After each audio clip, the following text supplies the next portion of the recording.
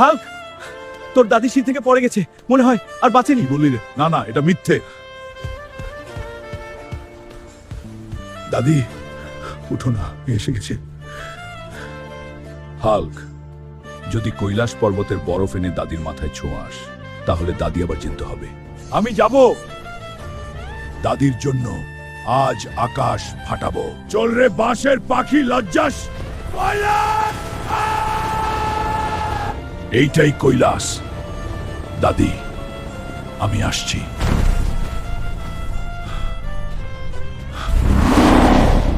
কে তুই? কেন এসেছিস? আমার দাদি মরেছে, বরফ নিয়ে তাকে বাঁচাবো। ভালোবাসার শক্তি বড়, তাই তোকে বরফ দিলাম, নিয়ে যা। দাদি, আমি বরফ নিয়ে এসেছি। এই বরফ তোমায় ফিরিয়ে আনবে। হাল্ক, তুই আমায় বাঁচালি। দাদি, আমি তোকে ছাড়বো না। ভাই বোনেরা, আমার হাল্ক আমায় বাঁচাইছে। তোরা যদি এমন আর গল্প দেখতে চাস, তাহলে চ্যানেলটা সাবস্ক্রাইব কর বন্ধুরা। লাইক দিস, না হলে আবার কৈলাস যাইতে হবে।